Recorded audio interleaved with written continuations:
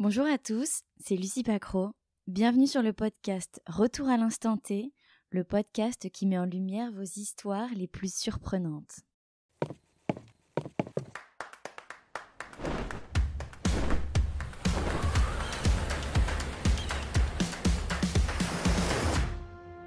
Le podcast revient pour cette 5e saison, alors tenez-vous prêts, nous embarquons pour 7 histoires en mer qui vous feront naviguer des mers les plus nordiques aux mers du Sud, à travers les glaces jusqu'aux îles caribéennes, bravant des tempêtes, des naufrages ou encore des départs de feu en bateau à voile. Bateau-stoppeurs, régatiers, skippers, navigateurs occasionnels et vrais passionnés, je vous propose de découvrir ces 7 récits d'aventure où ces femmes et ces hommes nous partagent leur goût pour le large. Aucune expérience requise, installez-vous confortablement et laissez-vous porter par le bruit des vagues. Dans cet épisode, nous embarquons avec Jean-Pierre et mettons le cap sur la Normandie.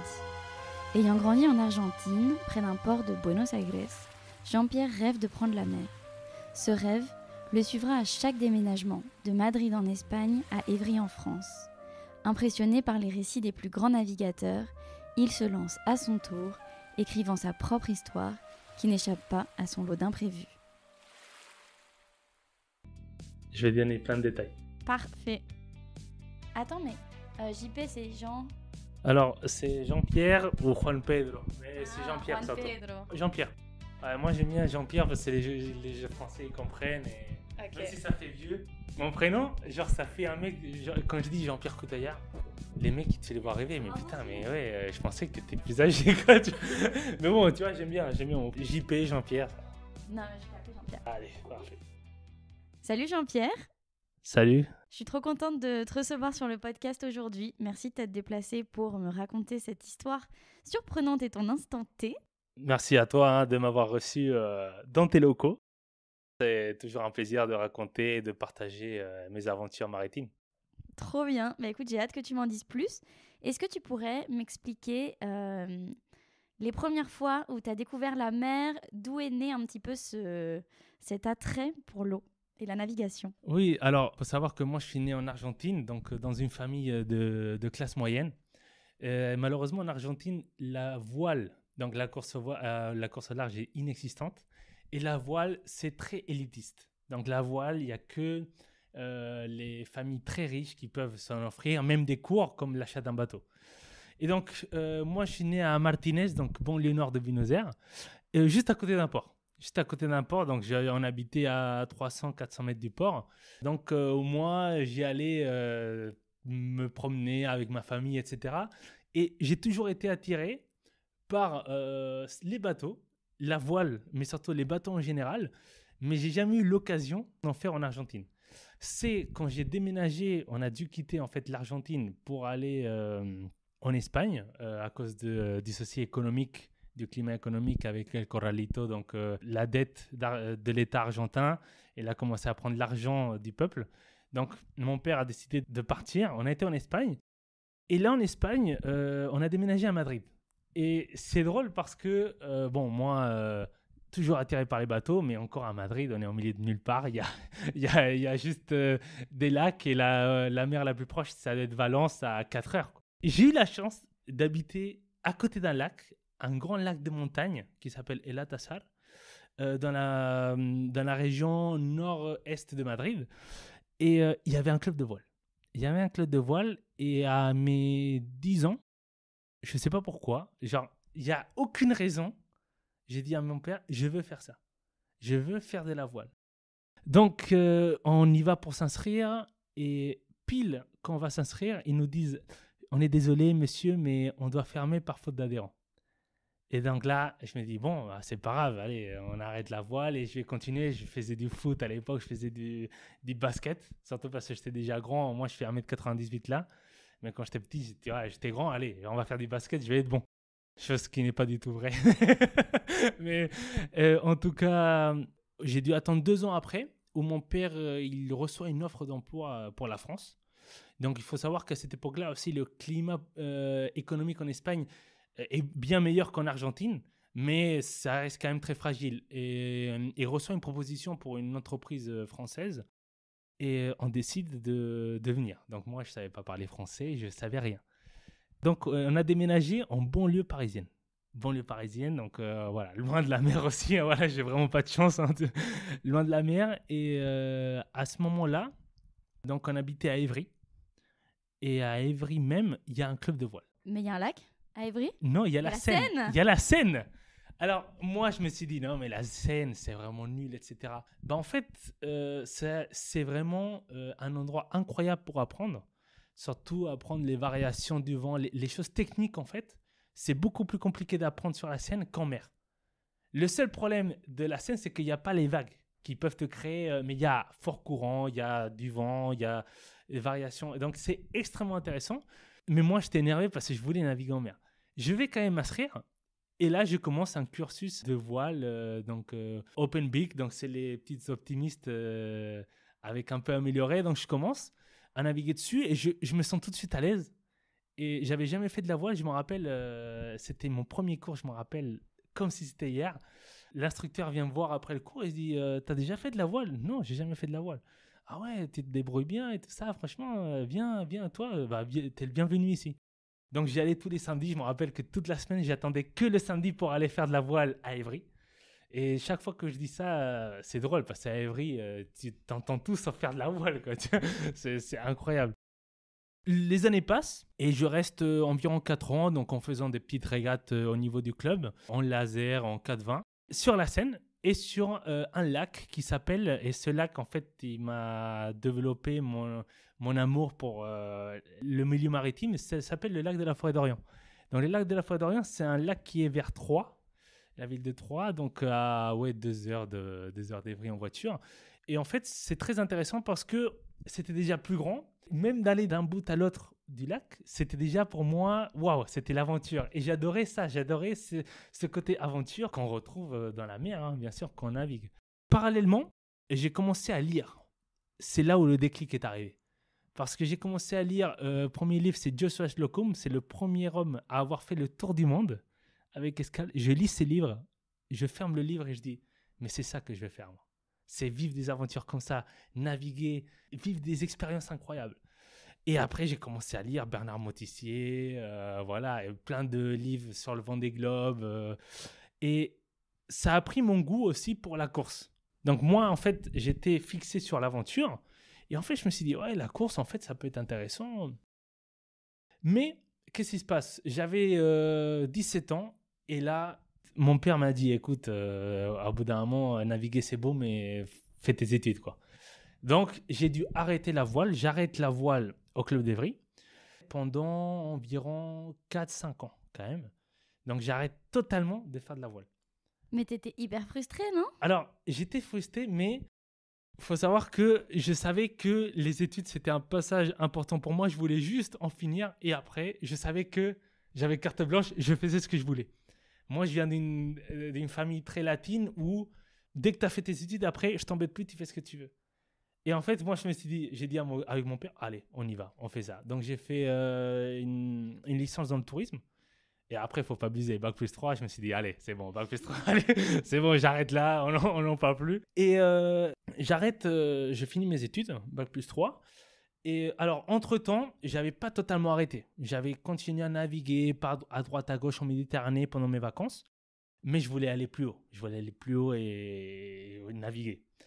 Et en fait, il y a l'opportunité de faire la Mini Transat. Donc, j'ai commencé à regarder la Mini Transat, de regarder un peu en détail ce que je pouvais faire, comment le financer, etc. Et je me suis dit, ouais, ça peut être vraiment une très, très belle expérience. Donc, voilà, on commence à... Ouais, je commence à regarder un peu les annonces, etc. Mais tout était hors de prix. Moi, je pouvais pas m'offrir quelque chose d'incroyable. Donc, je me suis dit... Tu parles de bateau, de bateau, s'acheter un bateau. Sûr, exactement, de s'acheter un bateau. Je ne pouvais pas m'offrir un bateau incroyable et même en mauvais état. À un moment, il faut se dire, bon, JP, on va calmer le jeu. D'abord, il va falloir travailler un peu. Donc là, j'ai eu l'opportunité de travailler en tant qu'agent de voyage. Donc, ça m'a permis de gagner un peu d'argent. Et j'ai eu rapidement une trésorerie assez importante parce que j'étais fixé justement d'acheter un bateau. Et entre-temps, je continuais à lire. Et en fait, mon envie faisait que de s'améliorer, que, allez, oui, je vais acheter le bateau.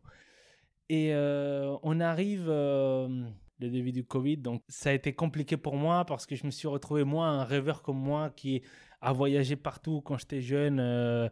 J'ai déménagé plusieurs fois, changé de pays, etc. Rester cloîtré dans une chambre, c'était très dur mentalement. Mais en même temps, ça m'a permis de rêver encore plus. Et en fait, je me suis dit, bon, et là, au bout d'un moment, il faut que je passe à l'action. J'ai eu la chance d'être contacté par Fon, un grand ami à moi, qui vit à Galice et qui navigue sur des bateaux de course qu'on appelle les Volvo 70. Donc, les Volvo 70, ce sont les bateaux qui ont fait autrefois la Volvo Ocean Race, donc le tour du monde avec escale en équipage. Donc, c'est des bateaux très violents, très extrêmes. Malheureusement, là, c'est des bateaux qui pardonnent rien. Pendant que je vous parle, il y a une semaine, il y a une personne sur le bateau avec lequel j'ai navigué qui a disparu en mer parce que c'est des bateaux extrêmes. Et il n'était pas attaché. Et il est tombé à l'eau. Donc ça, c'est des bateaux où il faut que tout soit parfait. Et il m'invite en fait à convoyer le bateau de Vigo jusqu'à Lanzarote. Donc, tu avais ta formation de quand tu as commencé à 12 ans en France, à Évry. Voilà. Du coup, tu as continué un petit peu à droite à gauche, mais tu t'es acheté du coup un bateau, un mini? Non, à cet instant-là, moi, clairement, j'avais énormément de connaissances théoriques. Ok, parce que tu avais lu plein de bouquins. Exactement, et des bouquins théoriques, mais aussi, j'avais de la pratique, mais dans la pratique, surtout dans la croisière. Mais moi, la croisière m'intéressait aussi, hein, mais moi, mon objectif, c'était vraiment d'aller vite et de naviguer. Donc là, quand je pars justement pour Vigo, moi, je suis dans l'optique où, bon, allez, ça va être un bel entraînement pour descendre avec les alizés portugais. Vigo, c'est en Portugal du coup? Non, Vigo, c'est juste au nord de Portugal. Tu vois, la corne espagnole, voilà, juste à 40 km de Portugal. Donc, on part de Vigo. Donc, il faut savoir que le mât de ce bateau, il fait 30 mètres de haut. Et le bateau, il fait 19-20 mètres de long. C'est un genre d'IMOCA, le truc. C'est un IMOCA en plus grand et c'est en plus complexe qu'un IMOCA. Ok. Parce que c'est fait pour être emmené en équipage. Donc voilà, on navigue pendant 5 heures, le vent commence à forcir. Et là, ils me disent, JP, prends la barre. Et je prends la barre du bateau, on allait à 20 nœuds. La vitesse du vent est de 20 nœuds, le bateau allait à 20 nœuds. Donc je me dis, ah ouais, ça c'est des sensations incroyables. Et je me dis, je veux pas que ça s'arrête, je veux continuer. Quand je me dis ça, j'entends 2 grosses explosions. Et je vois que la bastack, donc le backstay, c'est un câble qui tient le mât par l'arrière et sur mon épaule. Et le temps que je me dise, il y a quelque chose qui se passe, je vois que le mât de 29 mètres tombe. Totalement. Il tombe. Et je me retrouve comme ça. Première expérience au large sur un bateau de course. Et je me dis, ça est un peu compliqué, quoi.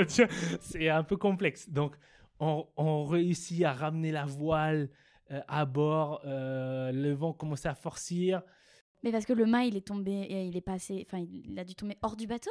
Le mât, en fait, quand il tombe, le mât, il est tellement grand qu'il dépasse le bateau. Et quand il se brise, en fait, il y a une partie qui part à l'eau. Et l'autre partie, on essaie de récupérer pour faire le moins de débris en mer possible. Surtout que malheureusement, c'est des mâts en carbone. Et le carbone, on sait que c'est très toxique pour les animaux marins. C'est pour ça qu'on maintenant on évite de faire des bateaux en carbone, etc. Parce que c'est très dangereux. Donc, on récupère le maximum de matériel, etc. Et on se dit, mais non, qu'est-ce qu'on fait? Donc, on arrive à trouver un port qui est Viana do Castelo. On a 8 heures de moteur pour rejoindre le port. Et il faut savoir qu'au Portugal, dans cet endroit-là, il y a des très grandes vagues. C'est les vagues les plus hautes du monde parce que c'est les vagues océaniques qui arrivent sur le plateau continental et qui, justement, en passant de 3000 mètres de profondeur à 100 mètres, gagnent de la masse et les font plus grandes. Et on se retrouve à avancer à 3 nœuds, donc rien, 6 km/h, avec des vagues énormes. Et je me dis, qu'est-ce que je fous là, quoi. Tiens. On était le 22 décembre. Je me dis, mais qu'est-ce que je serais bien chez mes parents, tranquillement, au chaud, à manger, Qu'est-ce que je fous là? Qu'est-ce que je fous là? Donc on arrive à Viana do Castelo, on peut pas sortir de bateau. Pourquoi? Parce que c'est les périodes Covid. Et je me rappelle, il y a un Portugais qui arrive, il voit que j'habite dans le 91. Il me dit en français, moi aussi j'habitais dans le 91. Et je dis, oui monsieur, est-ce qu'on peut sortir du bateau? Non. Il me dit, je dis, mais pourquoi on ne peut pas sortir du bateau? Non, parce qu'avec le Covid et tout ça. Et je dis, mais monsieur, Je suis parti de Vigo il y a 10 heures. C'est bon, laissez-moi passer. Voilà, il y a pas de souci. On doit attendre le lendemain matin pour qu'un gendarme, le boss de la gendarmerie portugaise arrive. Vous pouvez descendre. Donc, on descend et on décide dès le lendemain, il y avait une bonne météo, donc de rapatrier le bateau au moteur jusqu'à Vigo. Donc, ça nous a pris énormément de temps et c'était fatigant, c'était pas drôle. Et voilà, moi, après, je suis rentré. Donc, cette traversée, elle devait durer... Cette traversée, elle devait durer 4 jours, etc. Elle a duré quelques heures avec un dématage. Donc, je me retrouve, en fait, avec le recul, je me dis, ah ouais, en fait, ça m'a fait une expérience de malade dès le départ. Et ça viendra justement pour le fait de ce qui m'est arrivé après. Tout de suite, en fait, je me suis dit, je ne l'ai pas vu comme quelque chose de négatif. Au contraire, je me suis dit, ah ouais, les meilleurs marins, ils ont dématé une fois dans leur vie. J'ai 22 ans, check. Tu vois, c'est ça, je me suis dit, allez, c'est dans ma liste, j'ai dématé. Et je dis, par contre, c'est pas quelque chose que j'ai envie de revivre. Parce que franchement, quand tu vois un mât de 30 mètres de haut tomber, le bruit que ça fait, tout ça, je me dis, et surtout, moi j'avais peur que quelqu'un soit sous le mât. Heureusement, il y avait personne. Tu te dis, ah ouais. Donc j'ai pris quand même un peu de recul. Ma tante m'a appelé en Argentine pour aller travailler avec elle, donc je suis parti 6 mois. Et au bout de 6 mois, je suis revenu. Et là, je me suis dit, allez, on se lance.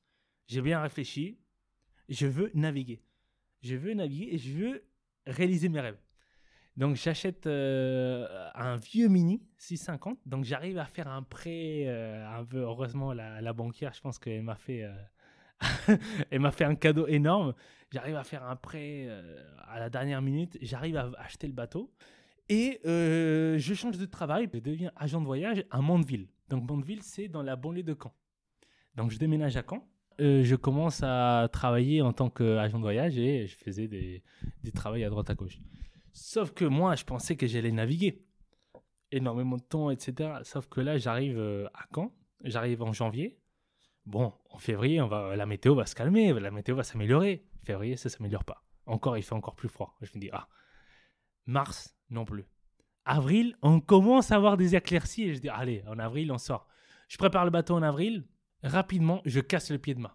Donc, le pied de main de carbone, parce que c'est un bateau en carbone, sinon ça serait pas drôle, coûte très cher à réparer. Et là, je me dis, non, c'est pas possible. Quoi. Ça fait même pas 6 mois que j'ai le bateau et je commençais déjà à tout casser. J'arrive à faire une réparation de fortune et on sort quand même naviguer. Et je sors une fois, 2 fois. Et à un moment, je rentre de navigation. Un jour, c'était vers juin. Donc, il faisait déjà beau. Hein, juin 2023, il faisait déjà beau. Et je vois un classe 40 qui est juste derrière moi. Donc... Explique ce que c'est un classe 40. Ah oui, un classe 40, oui, pardon. C'est un bateau de course de 12 mètres. Donc, on est sur une catégorie au-dessus du Mini. Et on est sur des bateaux très marins, très rapides et qui font justement les grandes courses comme la Route du Rhum et la Transat Jacques Vabre. Et je m'approche d'eux et je ne sais pas pourquoi, je suis allé les voir. Normalement, moi, je voulais rentrer, j'étais fatigué. Et là, ils commencent à me parler portugais. Et là, je dis, ah oui, vous êtes portugais? Non, brésilien. Ah, bah écoutez, moi, je suis argentin, etc. Et ils m'invitent à bord. Et donc là, on devient amis. Et d'ailleurs, c'est incroyable parce qu'on est tous amis encore. Donc, je deviens ami avec Guga, le co-skipper du bateau, et avec José Guilherme, le propriétaire. Donc, c'est un homme incroyable, neurologue. Et c'est un des meilleurs neurologues du Brésil. Là, il y a une semaine, il a fait une intervention à Lula, le président du Brésil. Donc, c'est vraiment le top level. Donc, c'est quelqu'un avec beaucoup d'argent qui prépare des projets en classe 40 pour faire la Transat Jacques Vabre et ensuite plus.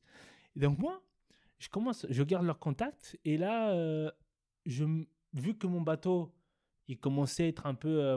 il y avait énormément de choses à faire dessus. Je me dis, bon, je vais me voir un peu comment on vit en classe 40. Et là, je passe 15 jours, ils restent à Caen, à préparer leur classe 40 parce que c'était... j'ai jamais vu un bateau comme ça. C'était le bordel de partout. Il n'y avait rien qui marchait. On essayait d'allumer.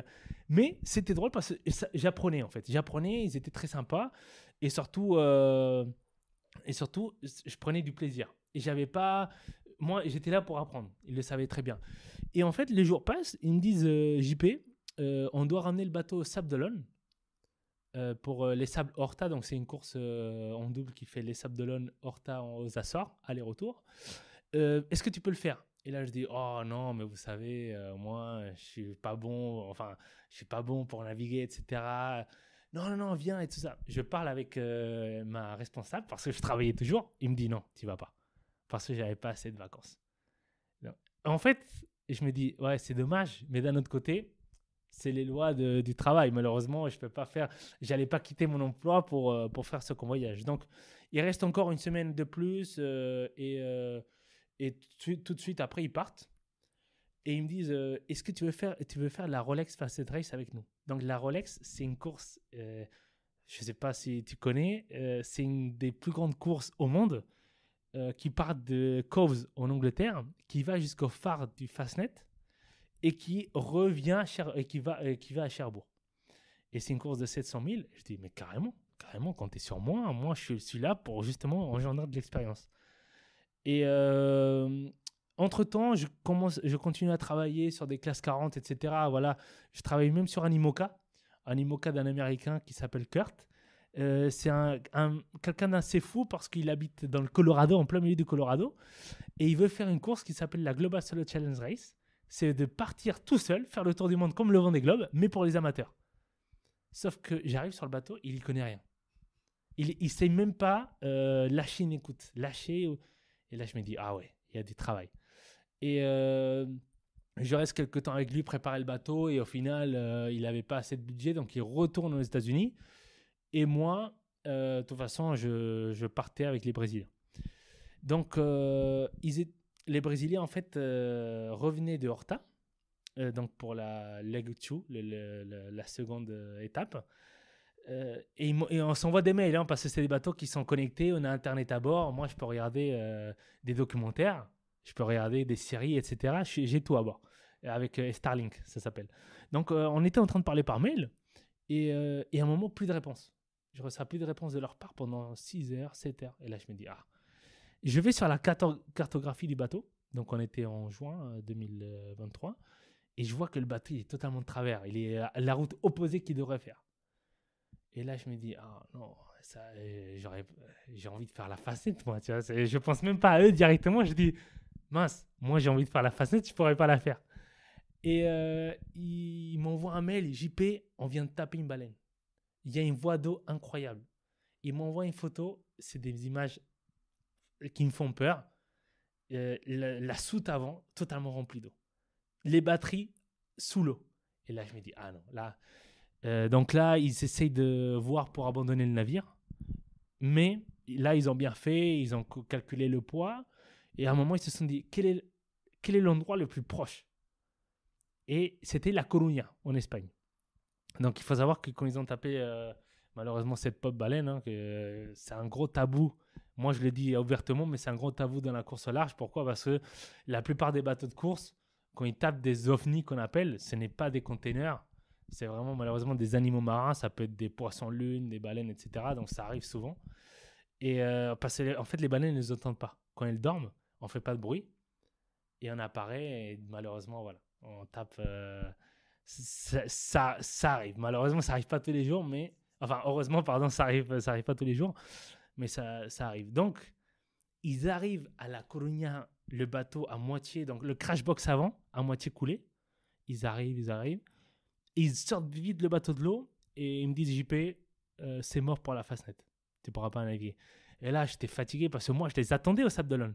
Moi, j'étais déjà au Sable d'Olonne en train de les attendre parce que je me suis dit, allez, je vais les attendre et ensuite on ira ensemble jusqu'à Cowes en Angleterre. Non, c'est bon. Donc là, je pète un câble, clairement. Je dis à mon pote, vas-y, on prend des vacances. Donc je vais à Barcelone avec mon pote pendant une semaine. Ça me détendait, quoi. Là. Et ensuite, je reprends le travail. Et le bateau est réparé 3 mois après. Et 3 mois après, coup de fil, José Guilherme, il me dit, écoute, on est qualifié pour la Transat Jacques Vabre. J'ai besoin d'un convoyeur. Donc, moi, je dis, bah ouais, clairement, moi, il faut que je navigue. Donc, oui. Entre-temps, moi, j'avais navigué sur des autres mini et tout ça. Donc, j'avais augmenté mes connaissances, amélioré mes connaissances. Euh, mais j'avais besoin de justement partir pendant plus de temps en mer. Et donc là, je me rappelle très bien, José Guilherme m'appelle, est-ce que t'es chaud? Laisse-moi 1 heure. Et au bout de 15 minutes, je le rappelle, je dis c'est bon, c'est bon, allez, on y va. Tous les frais payés, etc. Donc on se retrouve en octobre. À La Coruña avec Guga, le co-skipper. Donc je vais parler de ces messieurs. C'est l'instant T. Voilà. Là, on commence justement ce qui s'est passé et ce qui a fait de moi un skipper avec une envie incroyable de naviguer, de toujours s'améliorer, toujours faire plus, parce que franchement, vous allez voir, ça a été un moment difficile. Donc, je rencontre Guga. Et Guga, c'est un Brésilien, 47 ans, très petit, 1m70, mais par contre, hyper costaud. Vraiment, c'est une machine de guerre. Malheureusement, c'est un peu comme les vieux marins, c'est une légende au Brésil. Il a 13 fois participé à la Fernando Noronha Regatta. C'est la course la plus grande d'Amérique du Sud. Et il l'a gagné, je ne sais pas combien de fois. Il a gagné 4-5 fois. Donc, c'est une légende au Brésil. Et pour moi, naviguer avec lui, c'était incroyable. Mais c'est quelqu'un, pour vivre avec lui, de très compliqué. C'est un alcoolique. Donc, c'est un alcoolique, mais vraiment, il y va. Quelqu'un de très violent, de très direct. Alors, quand on le rencontre, je sais qu'avec Guga, je sais comment il est parce que j'ai quand même travaillé avec lui à Caen, etc. Je sais comment il est, mais moi, je me suis dit, je ne sais pas comment il est en mer. Parce qu'en mer, on peut très bien être très heureux et très content de se retrouver à terre, mais en mer, on peut totalement on peut être totalement différent en mer qu'à terre. Et ça m'est déjà même arrivé à moi. Donc, c'est vrai que c'est complexe. Donc, j'avais cette appréhension. Et donc voilà, on était fin octobre. On reçoit un appel du propriétaire en disant là, vous devez partir de La Coruña parce que sinon, j'aurai des pénalités pour arriver au Havre. Pourquoi? Parce qu'en fait, la Transat Jacques Vabre, elle demande, en fait, elles imposent des amendes si tu arrives un jour, 2 jours, 3 jours en retard. Si tu arrives 1 jour en retard, c'est 1 000 € d'amende. Donc le propriétaire me dit vous me comprenez bien, j'ai pas envie de payer cette amende. On lui dit, oui, c'est clair, José, mais le bateau, il n'est pas prêt. Prenez quand même la mer. On prend la mer, grosse erreur. Il faut jamais, ça m'apprendra d'ailleurs. Donc le trajet, c'est La Coruña en Espagne au Havre. Donc il faut passer, pour vous faire court, il faut passer par des endroits compliqués, très complexes. Donc le golfe de Gascogne, dans un premier temps. L'île de Sein et Ouessant. Donc le courant est très fort et ensuite, Cherbourg avec le rat Blanchard et le rat Barfleur. Et entre les deux, il y a la Bretagne Nord. On part, je m'en rappelle, en vitesse. Et on navigue bien. On navigue bien pendant 24 premières heures. Ensuite, on se permet de réduire un peu la voilure. Et on continue tout droit vers Brest. Heureusement, c'était vraiment presque un tout droit qu'on a fait pour aller vers Brest. Donc, au moins, on gagnait du temps. Et on se présente devant l'île de Sein, à l'extérieur. Donc, on prend l'extérieur de Sein. Il était 13h, 14h de l'après-midi. Et là, le moteur commence à fumer. Donc, il y a de la fumée qui sort du moteur et tout ça. Et là, on se dit, qu'est-ce qui se passe? Qu'est-ce qui se passe? Parce que là, qu'il n'y ait pas un problème, là. On voit que tout le tube d'échappement, en fait, c'est un bout d'amarrage d'un cargo ou d'un pêcheur du même diamètre qui a réussi à rentrer à l'intérieur. Donc, et vraiment du même diamètre. C'est-à-dire qu'il est rentré et il est resté et on ne pouvait pas le décoincer parce qu'il était pris en fait à l'intérieur. Donc là, on se dit, on n'a pas de moteur. Ne pas avoir de moteur sur un classe 40, ça veut dire qu'on n'a pas d'électricité parce que l'électricité vient du générateur. Sans moteur, il n'y a pas de générateur. Donc, très rapidement, on se dit, on va à Camaret-sur-Mer. Parce que Camaret-sur-Mer, c'est une ville où il y a un port public. C'est-à-dire que c'est un port où tu ne paies rien. Il n'y a pas de sanitaire, il n'y a rien, mais tu ne paies rien. Et là, je dis, c'est bon, on rentre, on répare et on répare et on s'en va. Et on arrive dans le Goulet de Brest, il devait être 22h. Et le moteur, il ne démarrait pas. Et on s'est retrouvé avec du courant, du vent, à naviguer à la voile. Et à un moment, on se présente devant le port. Et la largeur du port est de 15 mètres. La longueur du bateau, 12 mètres. On arrive, je ne sais pas comment on a fait ça, on arrive à rentrer le bateau à la voile. On arrive à accoster, on n'en parle plus.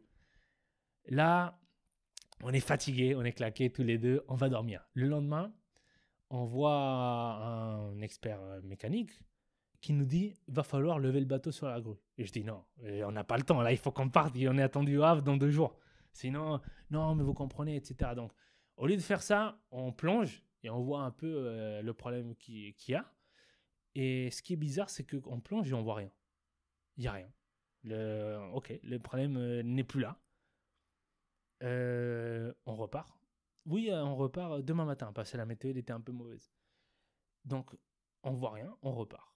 De Camaret, après 24 heures d'escale. Donc, à Camaret, il ne s'est pas passé grand-chose, mis à part qu'à un moment, Goga vient totalement bourré sur le bateau. Parce qu'à un moment, il disparaît pendant 2 heures. Et je dis, ouais, mais il est où ? Il était en train de se torcher la gueule au bar du coin, quoi. Au whisky en plus. Donc, vraiment, c'est... Tout de suite, il était très énervé. Tout de suite, il remontait, etc. Donc, là, j'ai eu peur. Je me suis dit, s'il te plaît, là, faut faire attention, quoi. On est en train de naviguer. On va naviguer. Faut pas que tu sois...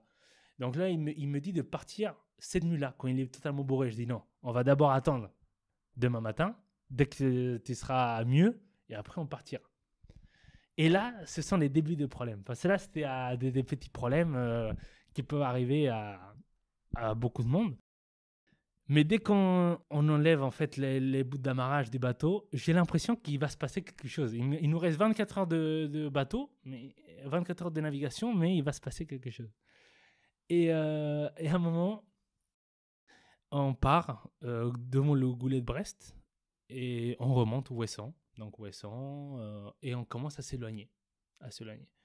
Le problème, c'est que la météo était mauvaise. Sauf que la pression, on reçoit un message de la direction de course de la Transat Jacques Vabre disant « JP, pourquoi tu es là-bas ?» Et je dis « Oui, je suis en train de réparer. » « Non, il faut que tu sois là dans 2 jours. » Et je dis « Mais t'as vu la météo ?»« Oui, mais il faut quand même que tu y sois. » Donc la météo était mauvaise, mais c'était praticable. Troisième grosse erreur aussi.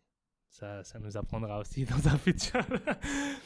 Donc, on commence à se détacher. Et là, Guga, il reçoit un appel. Ça met l'ambiance un peu du bord. Son meilleur ami était décédé. Donc là, déjà, ça plombe. Je suis désolé, hein, mais ça plombe tout de suite l'ambiance en fait de Guga parce que c'était son meilleur ami et il ne peut pas participer aux funérailles parce qu'il va être sur la course. Il peut pas aller au Brésil. Et là, on est vraiment au pré, donc l'allure de pré serré, donc le plus proche du vent. Et je vois que le vent commence à forcir. Donc le vent commence à forcir petit à petit. Donc on passe de 15, 20, 25. Je demande à Guga de prendre un riz. Donc à réduire la voilure.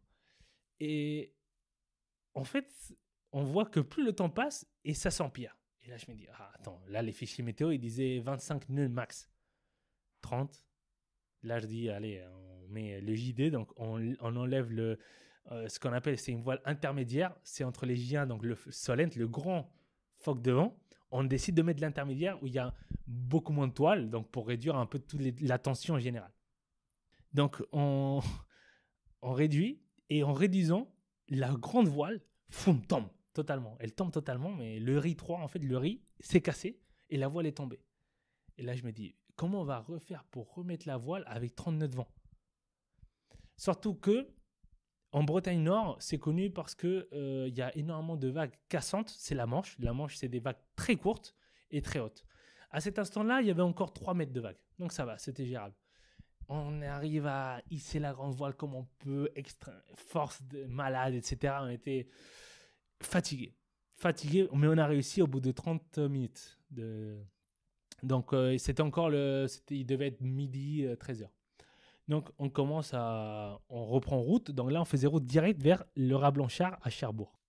30 minutes après, j'étais devant l'ordinateur en train de regarder le logiciel. Donc, c'est un logiciel qui s'appelle Expedition. C'est pour voir la météorologie et pour voir un peu la cartographie. Donc, j'étais en train de regarder. OK, donc là, on est là.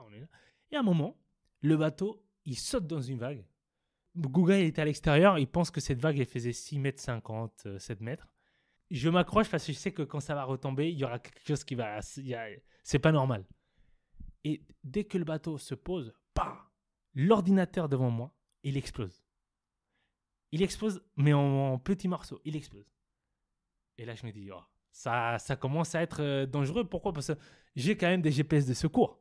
Mais il me manque la partie principale, la partie vitale, qui est le routage, qui est de savoir où je peux passer, les hauts fonds et tout ça. Moi, j'ai maintenant pas de... J'en sais rien. Le vent forcié à 40 nœuds, 80 km/h. On était au minimum. Donc, les ballasts, je ne sais pas si tu vois, c'est quoi un ballast ? Un ballast, ce sont à l'intérieur des bateaux de course, on a des compartiments qu'on peut remplir d'eau pour faire qu'il y ait plus de poids. Et en fait, il y avait une fuite dans la ballast. Tout s'était vidé. Il n'y avait plus d'eau dans le ballast. Sauf que nous, c'est 750 kilos, donc 750 litres, donc le bateau totalement gité et sans ordinateur. Donc, pas de possibilité de regarder où on est facilement. Après, on peut le regarder via les téléphones, via le GPS de secours. Il faut savoir que malgré tout ça, il y avait quand même 40 nœuds dehors, quoi. Donc, ça a bougé de partout, au près.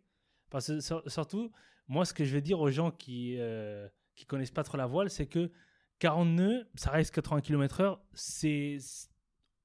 Tu peux être amené à voyager avec des vents comme ça. Par contre, c'est à quel degré tu vas le prendre. Est-ce que tu es au près ? Oui. Est-ce que tu es au large ? Est-ce que tu es au portant ? Au portant, c'est une pure merveille. 40 nœuds au portant, le bateau, il glisse. Au près, ça tape, quoi. Ça tape et c'est très fatigant pour le corps, etc. Là, on était vraiment établi, 3 riz, trinquette. Voilà, on y allait safe. Et on reçoit un Mayday relais sur la VHF. S'il vous plaît, tous les bateaux sur place entre Roscoff et je ne me rappelle plus le nom de la ville, il y a un chalutier qui vient de chavirer. À cause de la tempête. Est-ce que vous pouvez le porter assistance ? Et moi, je me dis dans ma tête, je suis désolé, mais moi, je suis déjà, ça va être limite. Surtout que sans les ballasts, etc., j'aurai très peu de... au niveau, ça ne va pas être manœuvrant, en fait. Le bateau, il va partir dans tous les sens. Et là, on décide avec Google, malheureusement, on trace. Le capitaine va être secouru, le bateau il va être perdu, mais le capitaine et ses équipiers vont être secourus sans problème. Donc au moins, on l'apprendra quelques jours plus tard, mais au moins on est rassuré. Attends, juste une question pour voir sur ce moment-là, tu vois, ça doit être une décision hyper compliquée à prendre de se dire, est-ce qu'on va aller en aide ou pas à ces personnes, surtout si on n'a pas les moyens, mais en même temps, imagine, ils meurent, vous en voudrez, quoi. Exactement, c'est ça. C'est pour ça que moi, ce qu'on a essayé de faire, c'est d'avoir s'il y avait d'autres bateaux qui répondaient. Et on a vu qu'il y avait la SNSM, donc le secours, qui ont répondu et qu'ils allaient tarder un peu, mais qu'ils allaient emmener un bateau sur zone. Donc les équipes, Isabelle Chavière, ils étaient sur le radeau de survie. Donc ils étaient à l'intérieur du radeau de survie. Et là, on se dit, wow, ok, il faut faire attention quand même. Mais avec Gouga, on se dit, moi, en tant que voilier, je peux même être plus un danger pour eux quand j'arrive que... Donc voilà, on continue, et surtout que nous, on ne veut pas tracer, on y va. Donc voilà, 1 heure passe, 1h30, le vent, le bateau tape, etc. Et on refait un peu la même scène qu'avec l'ordinateur, c'est-à-dire que le bateau se lève sur une vague énorme, et quand il touche l'eau, le moteur s'arrête. Le moteur s'arrête net. J'avais pas eu d'hésitation. Le moteur s'arrête net. On essaie de voir le démarreur, etc. Rien ne fonctionnait. On n'avait pas de moteur. Sauf que, vu qu'il y avait tellement de vent, on a décidé de se mettre à l'abri et laisser le pilote automatique gérer tout ça.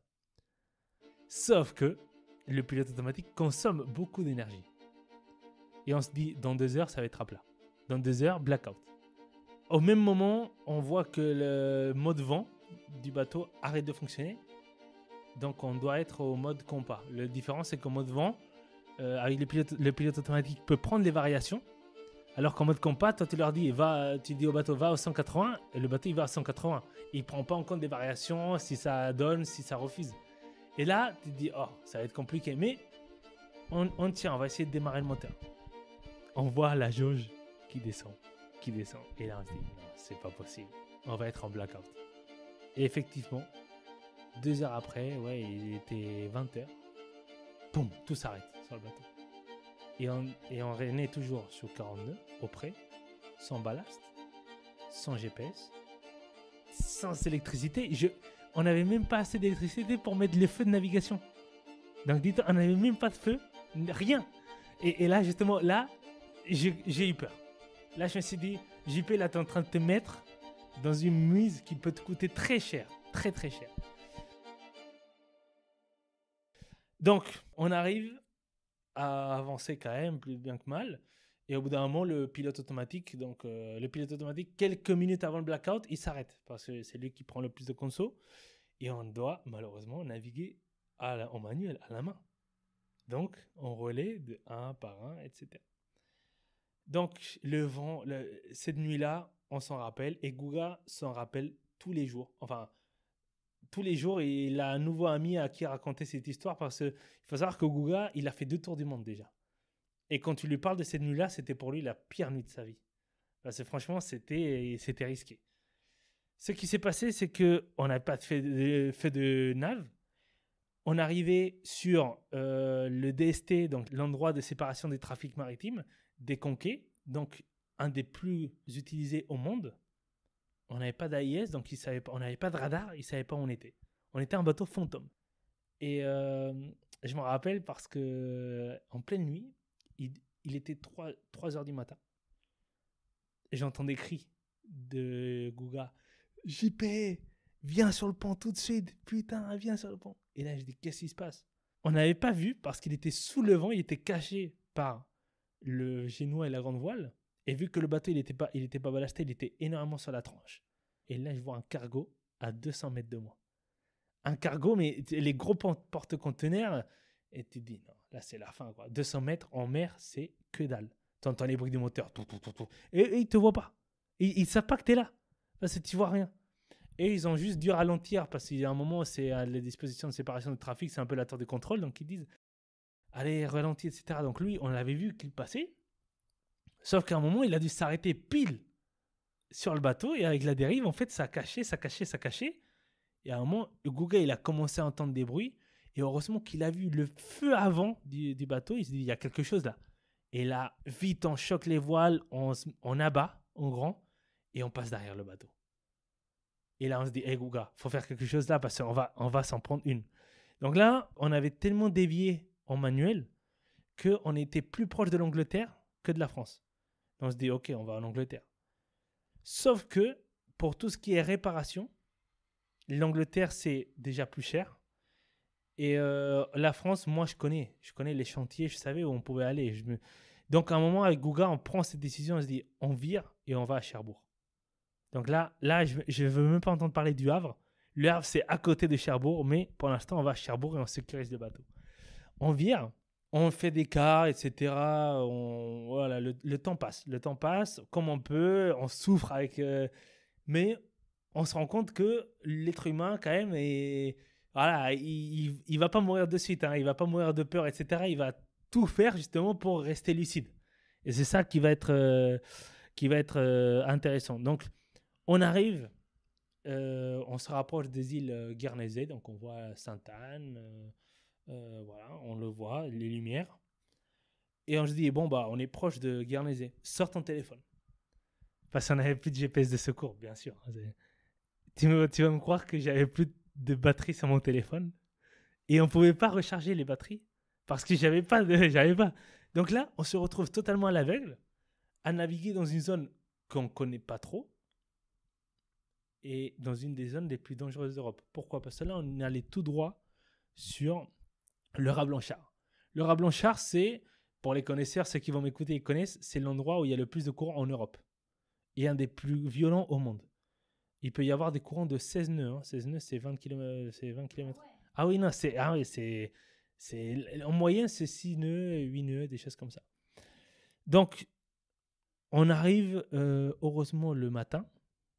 On voit rien. Il y a très peu de visibilité. Le vent, il est descendu à 35, mais les vagues sont très courtes. Donc, ça tape et on ne ressent pas trop la différence. Mais ça reste toujours très violent. Sans ballast, sans rien. Ouais. Et on arrive, on se présente devant le rat Blanchard. Gouga, il dit, je vais dormir. JP, c'est toi qui gères le passage du rat Blanchard. Et en fait, on avait calculé que ça passait. On avait calculé que ça passait sans virer, sans rien. Et à un moment, je prends la barre, 35 nœuds de vent, des vagues à 4 mètres. Le courant, il était de 5 nœuds à contre. C'est-à-dire qu'on n'avançait presque pas. D'ailleurs, on avait on a un appareil qui après, on ira le voir après. Et à ce moment-là, on marchait à 1,5 nœuds à cause du courant. Non, ouais, de 10h jusqu'à midi, j'étais tout seul sur le pont. C'était l'apocalypse, rien ne fonctionnait. J'étais à côté dans des endroits les plus dangereux du monde. Pourtant, je me dis, quel plaisir. C'est incroyable parce que j'ai toujours ces mots-là, et ça a changé. Et c'est là où j'ai décidé, je veux faire ça de ma vie. Je venais de passer la pire nuit de ma vie, dangereuse, qui aurait pu mal finir. Et là, je suis en train de naviguer. C'est le bordel de partout. Le phare, la SNSM qui est garé. On voit le bateau garé, mais qui est pas sur l'eau, mais au cas où. Sauf qu'au cas où, on n'avait pas de radio pour appeler, si on avait un problème. Là, personne ne le savait. Et je me dis, j'en profite. J'en profite et je prends un plaisir énorme. Il vient d'où le plaisir, là, quand t'es là, dans la galère, fatigué, t'as mal dormi? Exactement, oui. Je pense que moi, le plaisir, c'est de me dire tout ce que t'as entendu dans les livres, etc. Là, mon gars, t'es en train de les vivre. Et c'est ça la voile. La voile, tu vas avoir des moments de galère, tu vas avoir des moments de doute, tu vas avoir des moments où tu vas être hyper content. Mais mon gars, des fois, tu vas avoir des problèmes. Peut-être pire que ça, je ne sais pas en tout cas, mais peut-être. Et là, j'étais comme un gosse. Mais tu sais, un gosse quand il arrive à Disneyland, et c'est des choses, c'est une image que j'arrive pas à sortir de ma tête, mais bonne image. Hein. J'étais tout seul, des rafales, je pense que les rafales, elles arrivaient à plus de 40 nœuds, mais là, je n'avais rien à faire. Là, vraiment, je me prenais un plaisir énorme. Tout l'eau passait par-dessus. J'étais heureux. En fait, tu kiffais de vivre ces galères d'aventurier, quoi. Tu vivais ton aventure. Exactement. Et là, je me suis dit, JP, cette nuit-là, et ça s'est avoué par la suite, cette nuit-là m'a totalement changé en qualité de skipper. Clairement. Parce que avant, je pouvais être quelqu'un d'assez passif, etc. Mais non, quelqu'un de la programmation, donc de bien préparer le bateau, préparer le projet, préparer la navigation, la météo, être plus assidu, en fait. Ça, c'est un apprentissage, mais en temps réel. Ok, c'est un apprentissage qui aurait pu très mal tourner, parce que surtout quand tu vois le cargo à 200 mètres qui, lui, tu vois, c'est un mur. Hein. C'est un mur. Quand tu arrives, c'est un mur, le truc. Et là, on arrive à choquer mon justesse. C'est des moments où tu te dis, c'est des moments difficiles, mais je pense que dans ma carrière, je devais passer par là.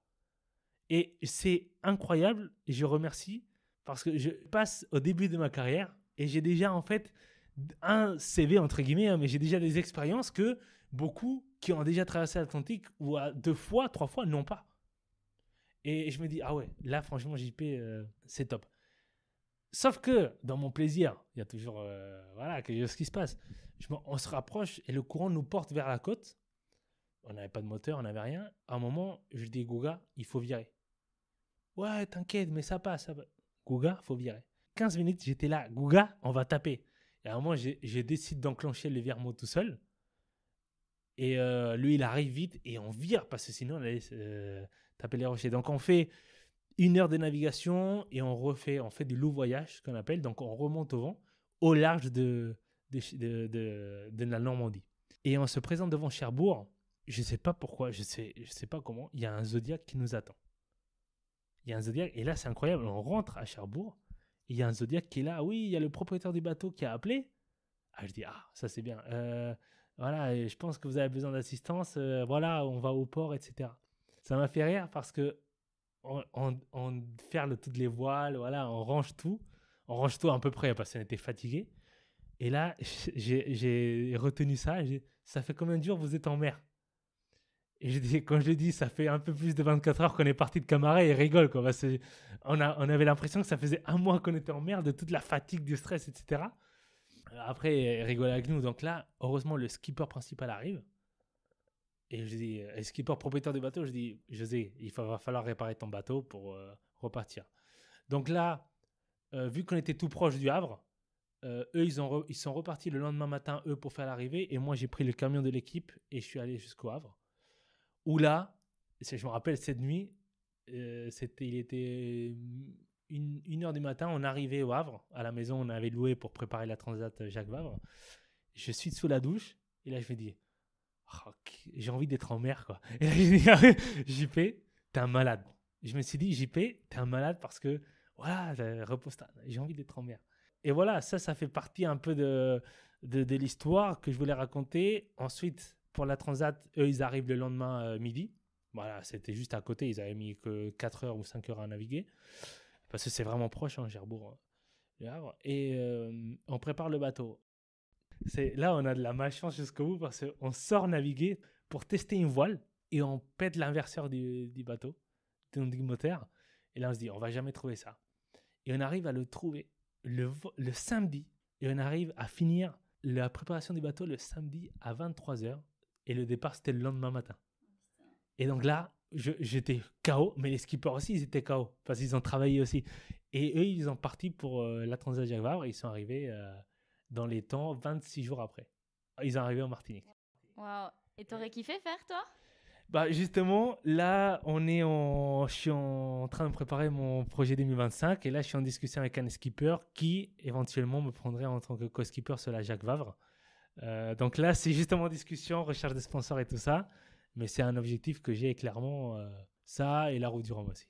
Là, vraiment, là, j'ai navigué énormément en double. Là, j'ai envie de m'initier vraiment en solitaire, faire ça en solitaire.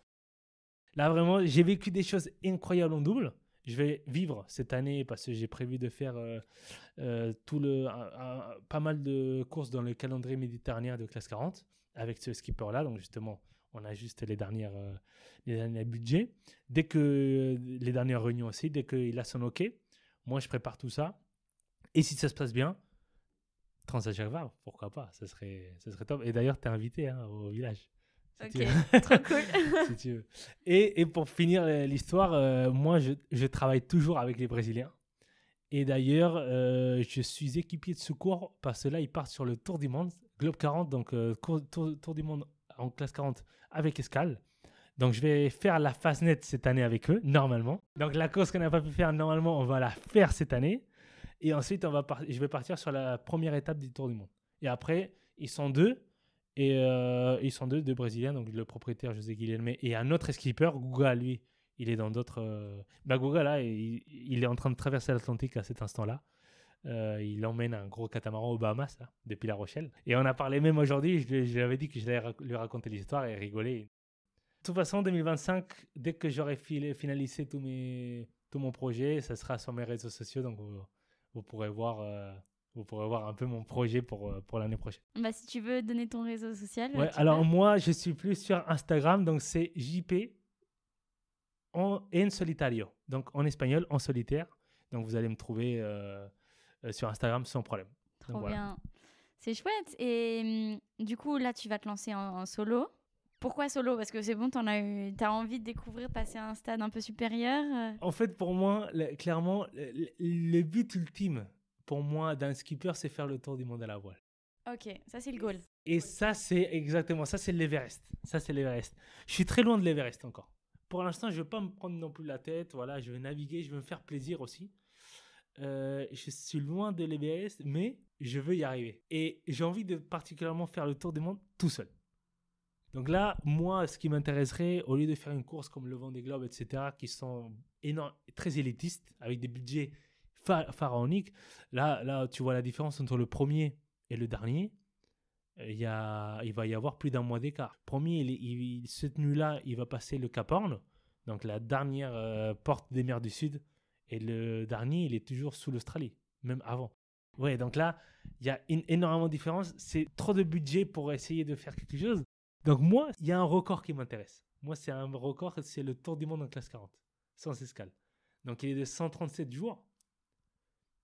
je pourrais faire mieux peut-être, mais déjà le finir, ce sera incroyable.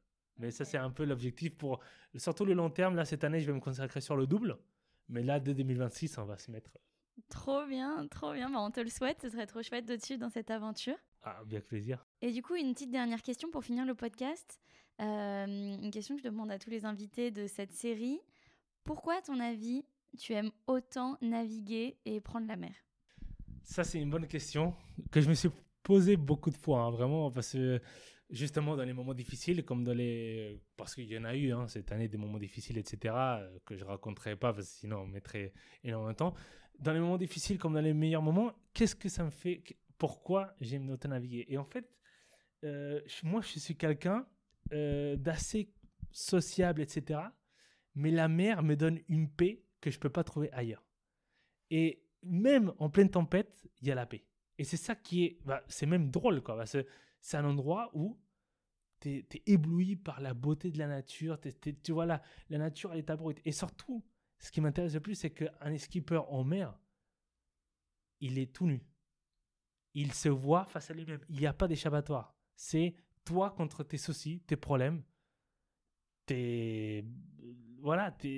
tout, en fait, toute ta vie. Et il n'y a pas d'échappatoire. C'est toi qui vas combattre la mer. Tu vas naviguer en mer et tu vas essayer de, justement... Moi, en mer, j'ai résolu énormément de problèmes de ma vie personnelle, par exemple. Tu vois, quand j'ai le temps, par exemple, quand je suis plutôt en convoyage, en course, c'est vrai que des fois, on est trop fixé. Mais voilà, la mer, ça me donne quelque chose que je n'ai pas su retrouver à terre. Et c'est pour ça que chaque fois que j'y vais, des fois, je suis content de rentrer pour voir ma famille, mais 2 jours après, j'ai envie d'y retourner. Donc là, croyez-moi, le 2 janvier, je descends déjà pour naviguer. Je suis vraiment... là, je suis trop pressé, là. Ça fait 1 mois et demi que je n'ai pas navigué, là. Et là, j'en ressens le besoin. Le besoin, il est là, quoi. Donc, c'est top. Donc, voilà. J'espère que j'ai répondu à ta question. Ben, parfaitement. Écoute, un grand merci à toi pour le podcast. Est-ce que tu aimerais rajouter quelque chose pour clôturer cet épisode ? Essayez de réaliser vos rêves. Pour moi, c'est ce qui compte le plus au monde. Même plus que d'avoir un bon travail, etc. Je l'ai vu avec mon père qui s'est battu pour nous donner une vie incroyable.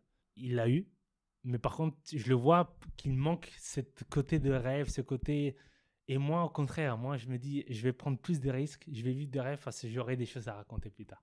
Et c'est pour ça, moi, je dis aux gens, vivez vos rêves, malgré les difficultés, quoi. Les difficultés économiques comme moi qui m'ont fait maintenant à vendre mon Mini. Donc, le Mini que j'avais acheté, qui a eu des problèmes. Et je l'ai emmené ensuite à Barcelone cette année.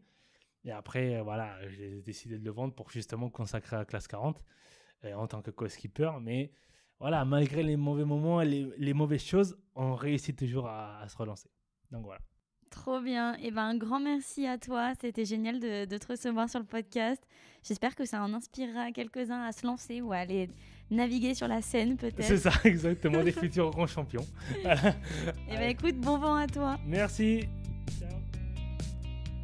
Merci d'avoir écouté cet épisode. Si vous souhaitez poser une question à mon invité du jour et découvrir sa réponse dans le prochain épisode, je vous invite à me retrouver sur Instagram sur le compte Instanté Podcast. Vous y trouverez plein d'informations complémentaires à l'épisode, telles que des photos de cette aventure ou des mini-reportages sur les sujets qui sont évoqués. Et en attendant le prochain récit à la voile, laissez-moi un commentaire ou une note pour soutenir le podcast. À bientôt!